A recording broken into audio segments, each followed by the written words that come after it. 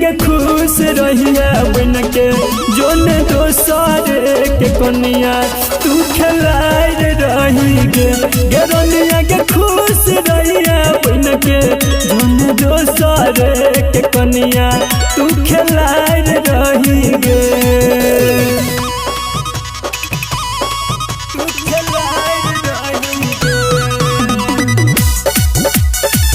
Music by Dilip Savaria.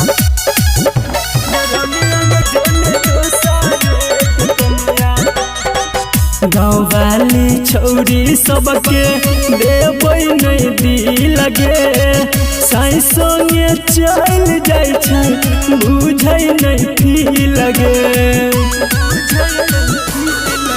हाँ गाँव वाली छौरी सबके देबै नहीं दी लगे साई संगे चल जाय छै बुझै नहीं फी लगे। मिलते मरद दै छै दिल में दर्द पार कर दै छै हद केहन कार रही गे। मिलते मरद दै छै दिल में दर्द पार कर दै छै हद केहन कार रही गे रनिया के खुश रहिया बन के जोन दोसर के कनिया तू खिलाए रही गे रनिया के खुश रहिया बन के जोन दोसर के कनिया तू खिलाए रही गे।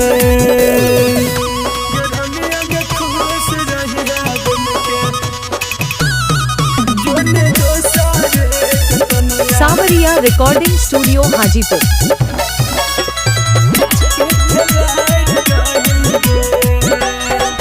साई संगे जबही फर चुनर में बैठ के धोखबौ नहीं देखबौ तोरा कहियो पलट के। आगे साई संगे जबही फर चुनर में बैठ के धोखबौ नहीं देखबौ तोरा कहियो पलट के। तोड़ के कसम केला में हरी रसम प्यार अमर के भाषम दिन जाय रही गे।